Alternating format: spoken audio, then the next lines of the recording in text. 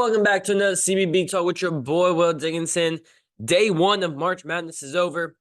It went in late last night, man. It wasn't done until like 1 a.m. here in the Eastern time zone. But from start to finish, 13 hours of ball. It was enjoyable. We got to start, obviously, with the biggest result. It was Kentucky and Oakland. Oakland 80, Kentucky 76 for the biggest upset of the day. The Golden Grizzlies of Oakland take down the Wildcats, led by Jack Geikel.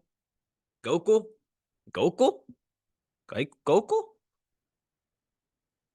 Gokel. Jack Gokel, 32 points on 10 threes. He didn't take a two-pointer, 10 for 20 from three. Absolutely crazy. Tommy Townsend had a good game too with 17. Yeah, Kentucky really, Kentucky was down at half. Geikel has Gokel? I got Gokel. Had 7 threes at half. It was insane.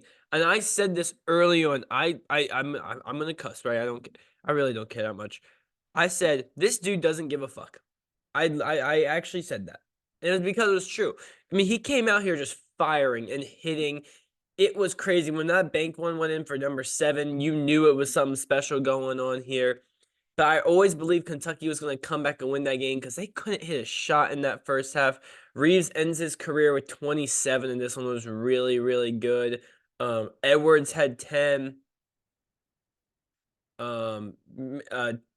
Trey Mitchell had 13, but you get 0 from DJ Wagner, 3 points from Reed Shepherd, and only 10 from Dillingham. It's concerning for Kentucky. I mean, we'll start there. That's now the second time in 3 years Kentucky lost in the first round to a 14-plus digit seed. They haven't made a Sweet 16 since 2019. I'm a little concerned about Coach Cal in Kentucky. His buyout is like $33 million, so I don't think he'll be fired. But I think he's on the hot seat truly. I mean, you when you're at a program like Kentucky, you're expected to go to Final Fours or at least be a contender every single year. And this year we thought maybe it could be a year where they can contend to go to a Final Four. I had them as an Elite 18. And they end up losing in the first round to Oakland. It's a concerning scene over there in Lexington, and the fans are not happy. But let's look at the positive end, because Jack Okel has become a legend. 32 points and didn't attempt a 2. It's insane. I mean, great story. Greg Gamble, the coach of Oakland. He's been there for 40 years. What a story that's been. It wasn't until recently, probably a couple weeks ago, when I realized that Oakland University wasn't even in California. I'm gonna be honest with you. It took me a couple weeks ago to realize that it's in Michigan. It's a great story. His first ever win in the round of 64. It's a great story. I'm just so happy for Oakland. I mean, it was a great group of guys to do it, and they busted a lot of brackets, but also, I gotta give just a congratulations to Oakland, man. We're gonna have a double-digit seed in the Sweet 16 once again, and Oakland could do it. They're gonna have to have a game like this again where they are just hitting. Maybe Townsend's gonna have a better game, but you can't expect Goku to go for 32.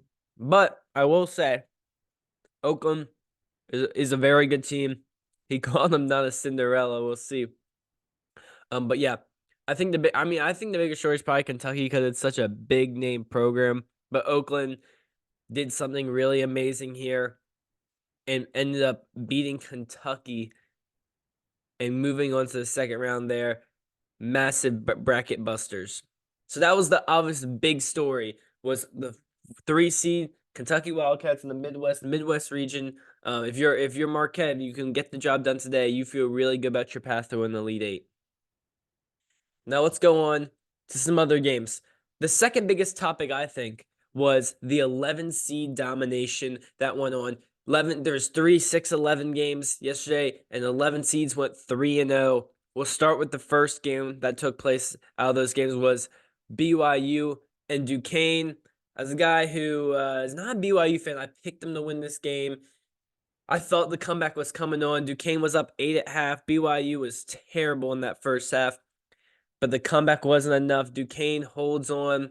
Day Grant, 17 this one. I don't know why I was calling him Day Davis. It's Day Grant had 17. Clark had big moments down the stretch at 11. Nikas off the bench had one of his, I think, his best game of the day in his career at 12. He played 30 minutes, and this one was huge.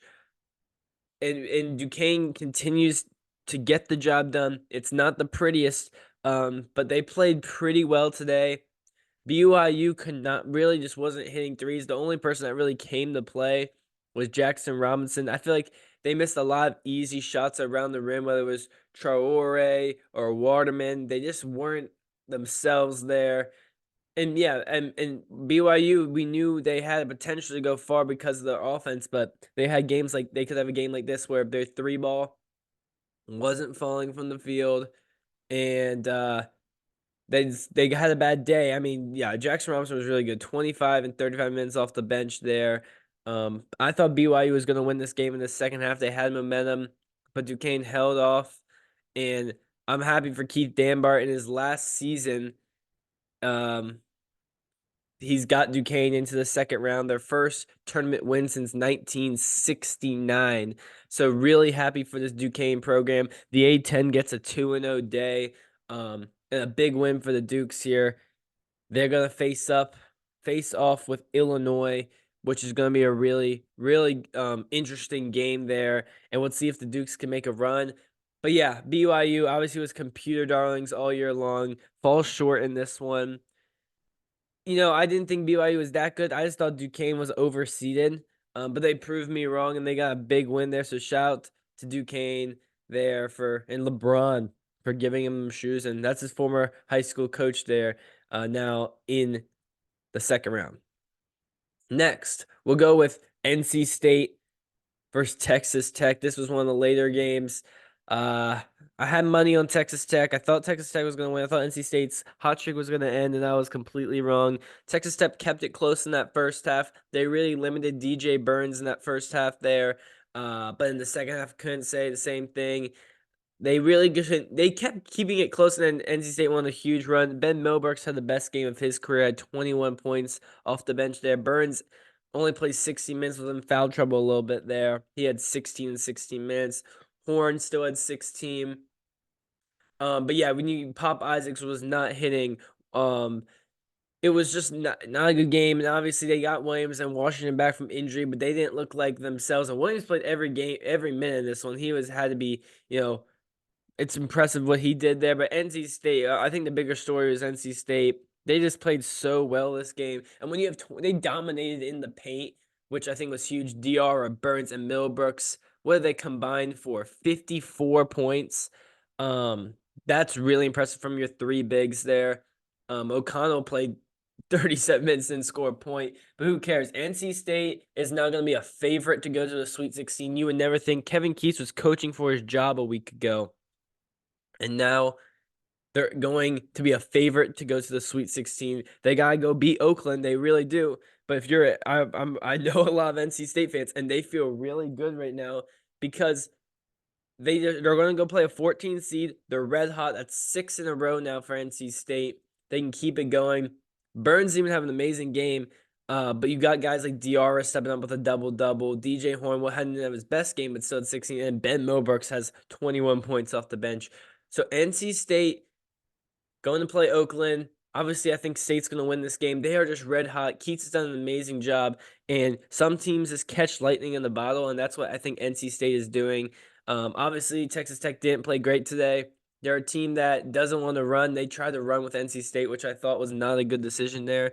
And we'll see. It's going to be a fun matchup. We'll see a double-digit seed in the Sweet 16 once again.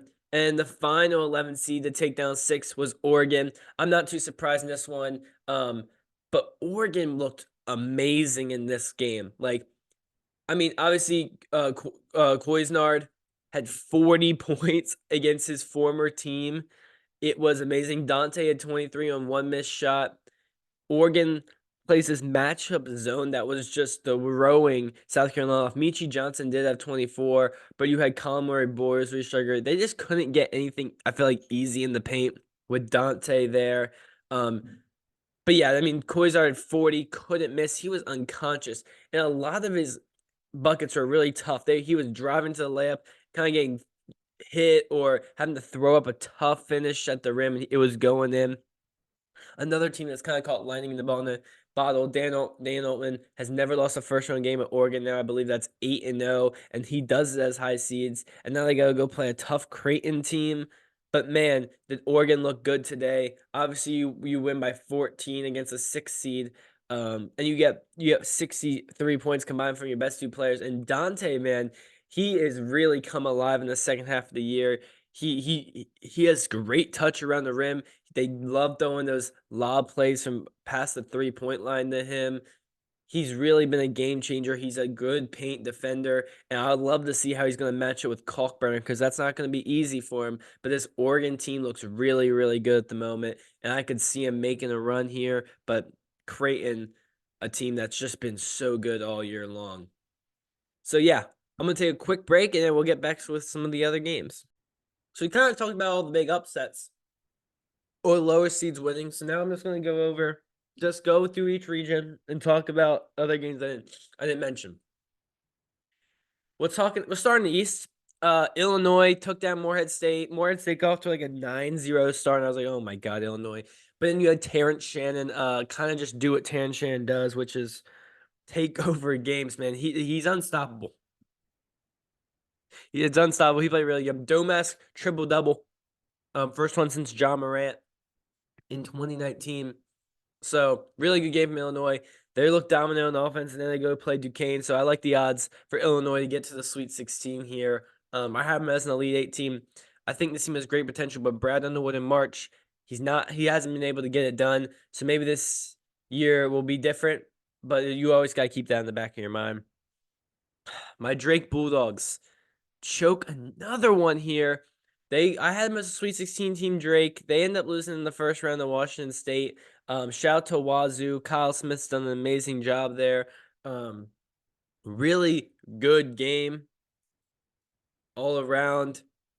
Isaac Jones had 20 in this one. Jalen Wells 17, and Miles Rice had I think that big basket down the stretch to pretty much put the game out of reach there. The Cougs didn't shoot well in the first half, and what was it at half? They were up 4. Drake just didn't play a good game. Tucker to freeze. He almost looked like he was scared the moment giving up the ball. And, Aiton Wright had 20. I think Brody fouling out was a huge part of Drake losing. He had 13. He was dominant at times in this game. But yeah, I expected Tucker to freeze have a better game. He only had 14. But you have Isaac Jones, Jalen Wells. You even have Miles Rice have to play a great game, and the Cougs win this. That's their first tournament win since 2008. It's tough for my Drake Bulldogs. Obviously, you're the MVC. You could have had Indiana State in 2. You get Drake as a 10, which is good, and you get a Washington State team. You feel confident about Drake making a run. I did. But Washington State played, not an amazing game, but played well enough to hold off Drake there. I thought it was a game another one where Drake made it close. I think they had the lead at one point, and I felt confident about Drake winning. As you know, last night, the late night, that was a bad 3 games for me at the end of the day. And I really thought Drake was going to win. But shout out to Washington State. They're going to get a date with Iowa State, who just keeps being dominant there. That was my Survivor pick yesterday. They get the job done. Today I'm going Auburn in my Survivor. Let's go Auburn. Let's get a win over Yale. But yeah, shout out to the Cyclones. Got a big time win against South Dakota State. Never was in doubt there, and they're rolling. I think Washington State, I think they got to feel good about that. If it was a Drake, you would have kind of a 50-50 building there because that game is in Omaha. But now I think you're going to have a big crowd advantage over Washington State. I like Iowa State to get to the Sweet 16 and match up with Illinois in a little chalk region. Let's move to the West. UNC rolls Wagner, not surprising. Double from Baycott, decent game from RJ. But the big story is they're going to take on Michigan State. That was the first game of the day to kick off March Madness. Michigan State rolls Tyson Walker, Malik Hall, Hogard. Michigan State looked very, very good. And now it's interesting, right? Michigan State was a team that many people didn't think should have been in the tournament or wasn't deserving or very underwhelming. And now they go in. Tom Izzo does his thing, wins in March, gets a win over Mississippi State. And now everyone's looking like, North Carolina, you're in trouble here. You could be in trouble. And I don't know if I really think UNC is going to be in trouble, I would say. But I do think that's a very interesting game. Obviously, Michigan State was a top 4 team in the country for me preseason. A team I thought would go to the Final Four. But I will say UNC's been rolling recently. Besides that game against NC State, this should be an interesting one. I think UNC is only a 3-point favorite, so it should be a good one. Tyson Walker, RJ Davis. I mean, Michigan State has the bias to throw at Baycott, so I think this actually will be a good game. It's at 5:30 on CBS, so that's gonna be one of, if not the most intriguing matchup of the second round. Izzo going against UNC, two big programs there, and let's see if Izzo can keep doing what he does, is elevate his teams in March. Dayton, Nevada was just a. My mom had a perfect bracket. I think this was the 8th game of the day. I was like, Mom, look at this, you're perfect. No. I mean, it wouldn't matter because Kentucky lost. But damn, Nevada, you're up 17 with 7 minutes left and lose. So my setup is I have a big TV and a little TV, and I sometimes have my laptop if there's a three games going on. This Nevada Dayton game was on my second TV because I can't remember the other game going on at the time, but it was a better game. I think it was the Oregon game. I was just watching that because I had Oregon winning, so I wanted to see how they were playing, and Nevada was cruising this game, so I was like, hell yeah, I picked Nevada. I was feeling good, and I just look over my TV. I'm like, shit, it's a 9-point game. So boom, I turn this TV on, and Nevada down the stretch was just horseshit. I mean, obviously the last 2 possessions, you can't get the ball into Jared Lucas's hands is bad. But I mean, Dayton came out on the stretch and they were hitting their threes, 4 for 4 from 3 to end the game there. But also Nevada just had careless turnovers in this game, and Dayton just, got on fire here, played good basketball. Deron Holmes was good. Kobe Brea was very good in this one. Dayton in the A10, 2-0, really good weekend. But man, you gotta feel Mountain West. They're 1-3 in the tournament now. They got 3 more teams playing today. They gotta go win 2 of those 3 games, or the conversations about the Mountain West will be interesting because the Pac-12 is 3-0. So yeah, it sucks for Nevada, man. I just can't. The last 2 possessions, you have to get the ball in Jared Lucas's hands, or at least Keenan Blackshear, and you really don't. So it's a choke job. But shout out to Dayton, really good about Anthony Grant's team back in the second round there. Deron Holmes was really good, and they're gonna have a tough matchup with Arizona, who looked shaky in the beginning of the game, dominates that second half. Kylan Boswell had a good game. Keyshawn Johnson, Caleb Love had a decent game. Ballo had dominant moments, so that's gonna be an interesting matchup. I think Ballo can handle Deron Holmes. Ballo's a big guy. That should be a good game. Is that the first tip? I think that's the first tip on Saturday. Should be a good one there. The Flyers, Wildcats. But man, I really thought. I mean, Nevada just choked that game. We'll move to the South region. We already talked about the South region because the only 2 games was NC State, Oakland. We got the rest of that region will play today, and then the Midwest.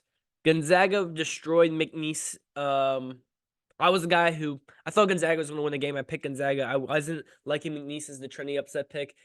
They really played no one this year. And I thought Gonzaga, Mark Few, how can you pick against Gonzaga in that first round? And man, they dominated this game. Graham, EK, Anton Watson, Ryan Nemhart, all of them were just super good. And yeah, I mean, they really just limited Shahada Wells. He had 19, but it wasn't the most efficient 19 out there. Yeah, EK 13. No, I mean, when you have 5 players in double digits, it's just a really good game from Gonzaga. They look like they can start rolling. And then the other game, the last game of the night, Kansas Samford, man, this one hurt. I went to bed angry last night. I really did. I really thought maybe there's a chance I could record this last night, but 1, it ended so late. Like 1, so I was dead tired, and 2, I was pissed off. I'm a guy who had Samford in this game. Obviously, Kansas was destroying Samford in that first half. The press was not working. They were getting wide open dunks. Dickinson was feasting. KJ Adams had a good game. But in that second half, again, I didn't have this game on the main TV. I mostly had the Texas Tech game. I see Samford making a low run. They got the single digits. I turn it on. And man, this game, this game was one of the most entertaining games, but obviously the big thing about this game is the missed call at the end. And it's bad. It's real bad. Nick Timberlake gets wide open for a dunk, and such a who I don't know who made that play. I think it was number 5. I don't know what his name is. Maybe was it Campbell? I don't know. They have so many players play that. I have no idea who that was. But that was it was a block. It was a block, right? It was a great play. Is it Casper? Is it Casper? Oh no. Staten McRae. I think it was Staten McRae. Staten McRae. He got that block. It's a missed call. It really is. You watch the replay, no matter what angle, it's all ball. It's all ball. And Nick Timberlake say you got fouled. No, you didn't. Just say you got lucky. Who knows? Obviously you get that block. It's your Samford's down 1 with a 5-on-4 fast break. I gotta believe they score on that, and maybe Samford wins the game. It just sucks that the game ended like that. Obviously, Samford put up a really good fight, and I expected them to. I thought Samford was going to pull off this upset, man. But they fought. Buckyball does work. They merely made Kansas make a lot of mistakes in that second half there. But everyone thought there was going to be an upset in that 4-5 spot right there in the Midwest, and we got chalk. We got Gonzaga, Kansas. I like the Zags in this one. They looked really good. Obviously, these are two teams without depth playing. But I love Kansas. I love Gonzaga in this matchup. I hope they win because if I'm being honest, Kansas doesn't deserve to be there, man. Samford got robbed. It pissed me off. I'm glad the world sees how bad of a call that was. I remember watching this game. I'm downstairs and I'm by myself. Like my parents are asleep, and I'm just like this. I remember just standing up. I'm like, "That's bullshit." I was trying not to yell, but I was so pissed off because that's a brutal missed call, man. You can't miss that call. And I'm be honest, when I watched it live, I thought it was a foul. So I don't blame the rest. But man, you're a professional at your job, and you're right there. You can't make that call. And yeah, Kansas survives and gets a win, but I wish it was Samford there. We could have saw some Bulldog on Bulldog action. Yeah, Creighton rolled Akron. Not really surprising there. Akron kept it real competitive in that first half. Creighton pulled away in that second half. Kalkbrenner, good game. Alexander and Shireman all went for, I think, 15 plus.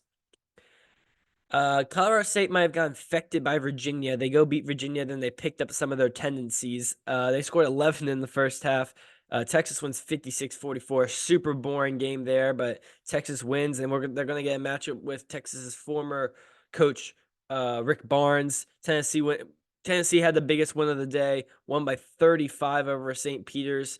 Tennessee looks good after, they had a bad game in the SEC tournament. They're going to have a matchup with Texas. We got some orange on orange. Jackson Rick Barnes against his former team should be interesting there.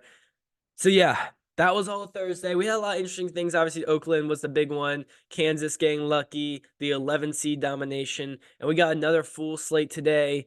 Let's see, what is all right. So Northwestern FAU starts off the day. Then you got Colgate Baylor, UAB, San Diego State, Western Kentucky, Marquette. It's the first 4 games, and then Stetson, UConn, the big one, New Mexico, Clemson. That's on True TV. That's probably the best game of the day.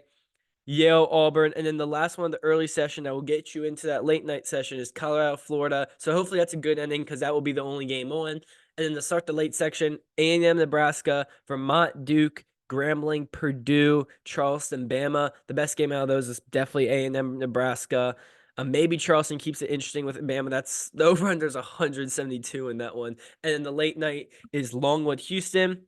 3 real good ones to end the night. JMU, Wisconsin, a great one on CBS. TCU, Utah State, and Grand Canyon, St. Mary's.